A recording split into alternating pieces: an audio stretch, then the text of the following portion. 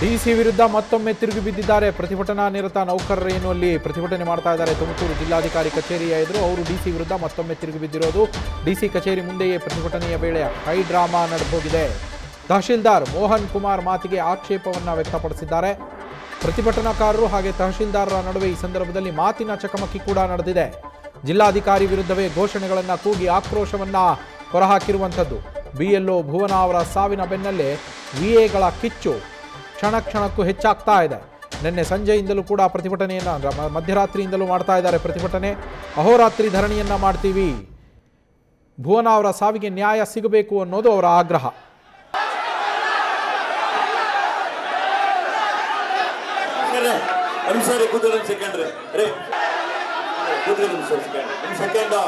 ಅಲ್ಲಿ ಏನಾಯ್ತು ಅಂತ ಹೇಳಕ್ ಕೊಟ್ಟಿದ್ದಾನೆ ಹೇಳ್ತೀನಿ, ನಾನು ಹೇಳ್ತೀನಿ.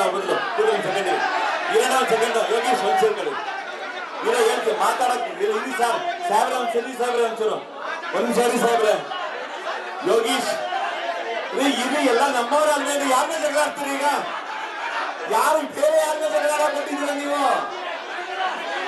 ಅಪ್ಪ ಕೂತ್ಕೊಳ್ಳಿ ಪ್ಲೀಸ್, ರಿಕ್ವೆಸ್ಟ್ ಮಾಡ್ತೀನಿ ಕೂತ್ಕೊಳ್ಳಿ ನೀವು.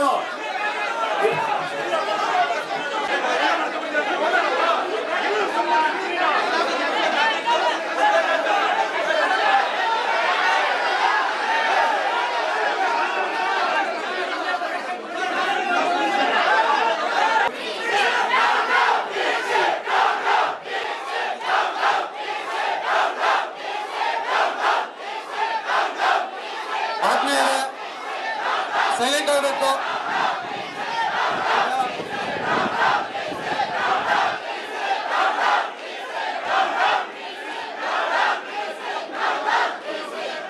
ಹಲೋ ಹಲೋ ದಯವಿಟ್ಟು ಮಾತಾಡಬೇಕು, ಮಾತಾಡಿ. ಆದ್ರೆ ಯಾರು ಹೆದರ್ಸೋ ಅವಶ್ಯಕತೆ ಇಲ್ಲ. ಐ ಪಿಕ್ಚರ್ ಯಾರು ಮಾತಾಡಬಾರ್ದು, ಆಯ್ತಾ? ಗೌರವ ಇಲ್ಲ ಮಾತಾಡ್ಬೇಕು, ಗೌರವ ಇಲ್ಲ ಮಾಡ್ಕೋಬೇಕು.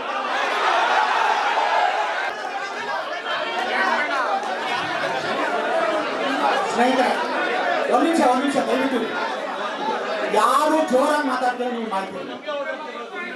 ಒಂದು ನಿಮಿಷ ಇಲ್ಲಪ್ಪ, ದಯವಿಟ್ಟು ಯಾರು ಜೋರಾಗಿ ಮಾತಾಡ್ತಿಲ್ಲ. ವಿಷಯಗಳನ್ನ ಹಂಚ್ಕೊತಾ ಇದ್ದೀವಿ. ಡೌನ್ ಅಂತ ಹೇಳ್ತಾ ಇರೋದು ನಿಮ್ಮ ಜಿಲ್ಲಾಧಿಕಾರಿಗಳನ್ನ, ಅದನ್ನ ಮರಿಬೇಡಿ. ನಮ್ಮೆಲ್ಲ ಜಿಲ್ಲಾಧಿಕಾರಿ ಮಾತಾಡಬೇಡಿ, ಒಂದು ನಿಮಿಷ ಮಾತಾಡಬೇಡಿ. ದಯವಿಟ್ಟು ವಿಷಯಗಳನ್ನ ಡಿಸಿ ಅವರು ಹೇಳಿದ್ದಾರೆ.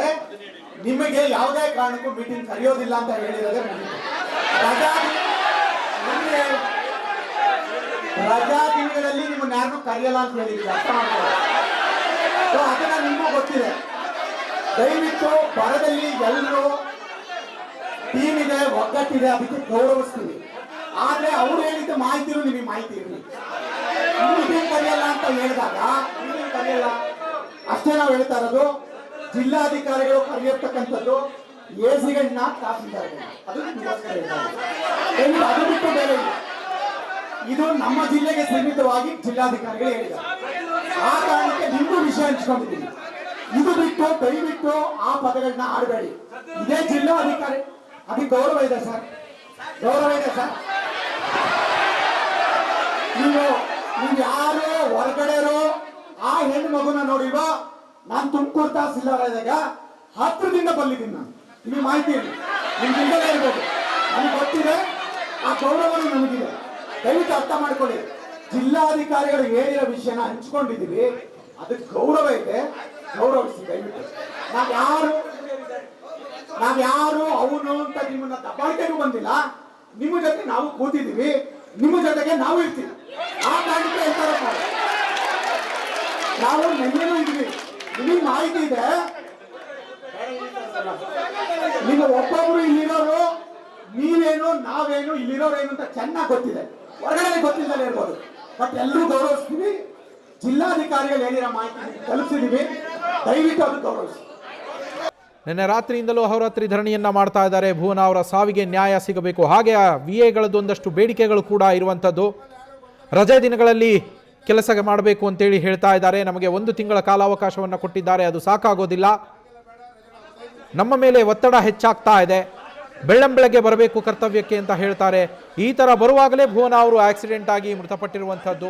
ಹೀಗಾಗಿ ಈ ಥರದ ಕ್ರಮಗಳನ್ನು ವಾಪಸ್ ತೆಗೆದುಕೊಳ್ಬೇಕು. ಹಾಗೆ ಭುವನ ಅವರ ಸಾವಿಗೆ ಕಾರಣರಾದವರ ವಿರುದ್ಧ ಕಠಿಣ ಕ್ರಮವನ್ನು ತೆಗೆದುಕೊಳ್ಬೇಕು ಅಂತ ಆಗ್ರಹಿಸಿ ಪ್ರತಿಭಟನೆಯನ್ನು ನಡೆಸಲಾಗ್ತಾ ಇರುವಂಥದ್ದು. ಆ ಸಂದರ್ಭದಲ್ಲಿ ನಡೆದಿರುವ ಹೈಡ್ರಾಮಾ ಇದು.